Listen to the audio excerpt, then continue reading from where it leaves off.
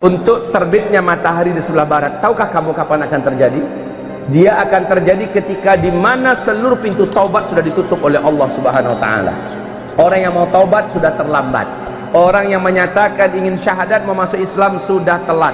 Allah Subhanahu wa taala sudah tidak lagi mendengarkan taubat mereka. Malam kali itu sangat lama, terasa sangat panjang.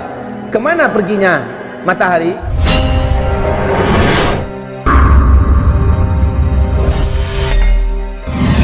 Ketahuilah, siapakah yang paling tahu kapan matahari akan terbit dari barat? Yang paling tahu adalah orang Islam, orang beriman.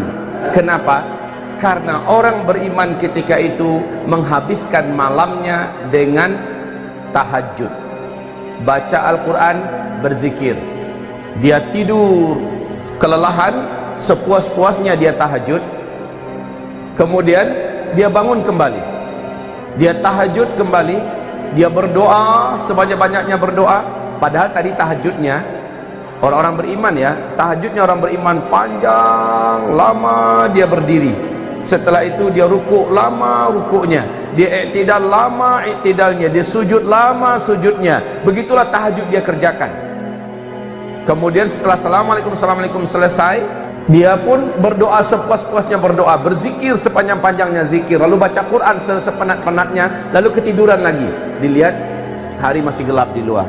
Kemudian dia terbangun kembali. Setelah terbangun masih gelap seperti tadi. Dia kembali bangkit, sholat lagi seperti tadi. Lalu berdoa lagi, zikir lagi, baca Quran lagi. Kemudian saking lelahnya dia beribadah, tidur lagi.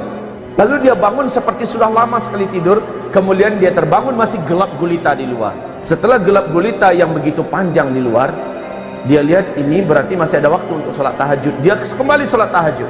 Panjang dia sholat tahajud, Masya Allah, sampai pada saat dimana dia sangat penat. Lalu dia berdoa, berzikir, membaca Al-Quran.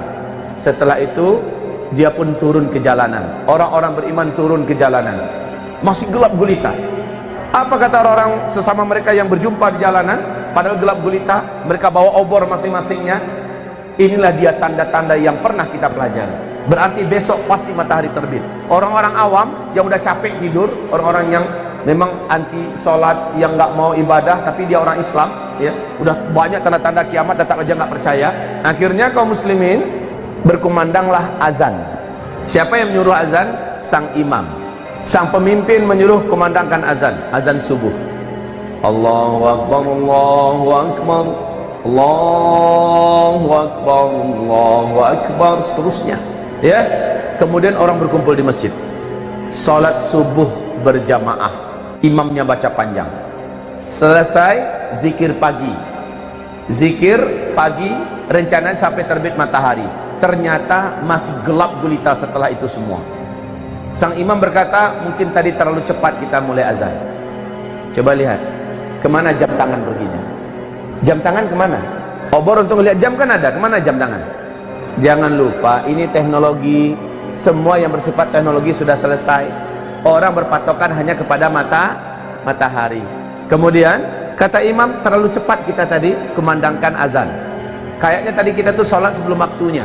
Kemudian dikumandangkan lagi azan subuh.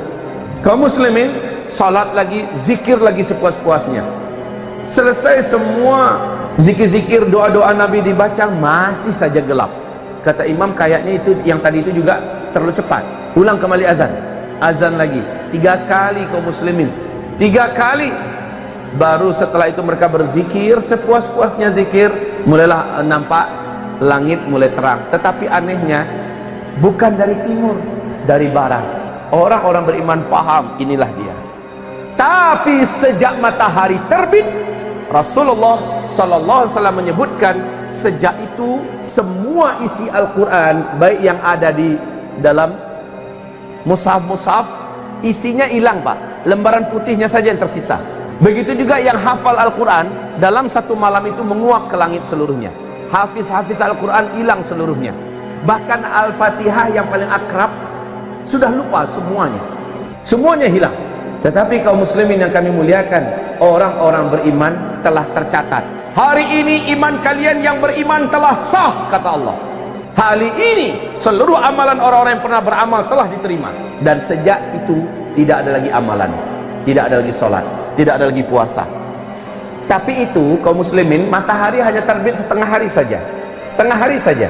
Dari sebelah barat, itu barat umpamanya, terbit hanya setengah hari. Rasul berkata dia kembali bergeser, kembali tenggelam di tempat biasanya dia tenggelam di sebelah barat. Kemudian besoknya dia terbit normal seperti biasa dari sebelah timur. Coba lihat begitu cepatnya. Tayyib, kita lanjutkan kaum muslimin yang kami muliakan. Malam kali itu sangat lama, terasa sangat panjang. Kemana perginya matahari? Nah, ini ada hadis yang panjang dari Imam Muslim. Mari kita simak. Dengan hadis inilah, dengan penuh hormat, saya harus membantah pernyataan Syekh Imran Hussein, di mana beliau mengklaim maksud matahari terbit dari sebelah barat di akhir zaman adalah Islam nanti akan bangkit dari Amerika dan dari Eropa. Pernyataan itu saya bantah dengan hadis ini, dengan hadis yang diriwayatkan oleh Imam Muslim dalam kitab sahihnya, dalam kitab Al-Iman jilid 2 hadis nomor 195 dan 196. Kok bisa malamnya 3 malam berturut-turut orang di bumi hidup merasakan malam yang panjang, panjang sekali sehingga puas orang tahajud. Berulang-ulang orang melaksanakan tahajud. Tahukah kamu kemana matahari perginya? Matahari tidak ditutup oleh Allah, tidak, tapi memang dia pergi memenuhi panggilan Allah. Ngapain? Matahari pergi ke bawah Arash, meninggalkan orbitnya, dan dia terus melesat, melesat sejauh-jauhnya, sejauh-jauhnya sampai berada di bawah Arash. Berarti matahari sudah keluar dari seluruh alam semesta dengan kecepatan yang hanya Allah yang memberikan, sampai di bawah Arash, tepat dekat Sidratul Muntaha. Di situ dia sujud.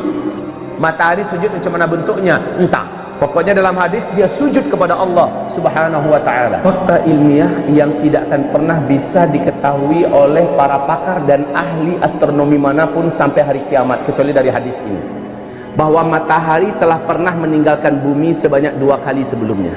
Ini hadisnya. Matahari pernah pergi meninggalkan bumi sebanyak 2 kali sebelumnya. Kali ketiga baru Allah perintahkan, terbitlah engkau dari tempat biasanya engkau tenggelam. Dengar hadisnya tadi? Dengar bahwa matahari telah pernah meninggalkan bumi ini dulu. Kapan? Belum ada para pakar yang mampu mengungkapkan ini. Kalaulah tidak ada hadisnya, kita tidak akan tahu ini. Dan Rasulullah tidak pernah bicara dengan nafsunya. Seluruh yang dikatakan adalah wahyu yang diwahyukan kepadanya. Untuk terbitnya matahari di sebelah barat, tahukah kamu kapan akan terjadi? Dia akan terjadi ketika di mana seluruh pintu taubat sudah ditutup oleh Allah Subhanahu wa ta'ala. Orang yang mau taubat sudah terlambat. Orang yang menyatakan ingin syahadat memasuk Islam sudah telat. Allah Subhanahu wa ta'ala sudah tidak lagi mendengarkan taubat mereka.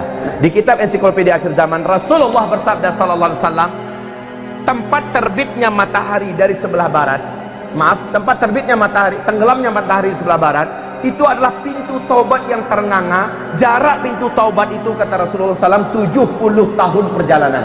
Tidak tahu 70 tahun perjalanan cahaya atau perjalanan apa, pokoknya lebarnya pintu taubat itu terbuka adalah 70 tahun. Tapi ketika matahari terbit dari sebelah barat, sejak itu pintu tersebut tertutup rapat, maka tidak ada lagi taubat.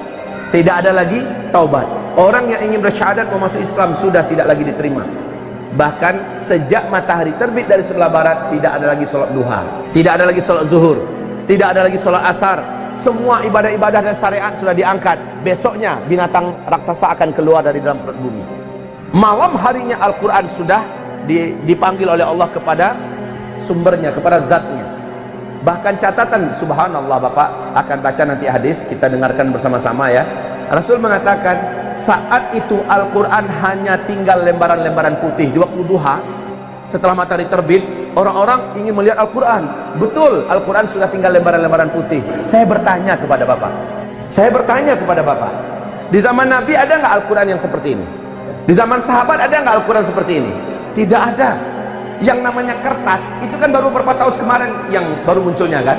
Nabi mengatakan saat itu Al-Quran sudah tinggal kertas-kertas putih kosong. Subhanallah, jelas beliau adalah Nabi yang mulia, Nabi yang benar, Nabi yang jujur. Beliau mengungkapkan ada kertas nanti di akhir zaman. Toh Al-Quran ketika dia diangkat sudah tinggal hanya lembaran-lembaran putih yang kosong. Subhanallah. Allah pada hari di mana matahari terbit dari sebelah barat mengumumkan bahwa hari ini iman orang yang telah beriman sebelumnya sudah sah. Hari ini orang yang pernah beramal dengan amal-amal sebelumnya telah diterima, dan dari hari ini tidak ada lagi amalan, tidak ada lagi iman. Subhanallah.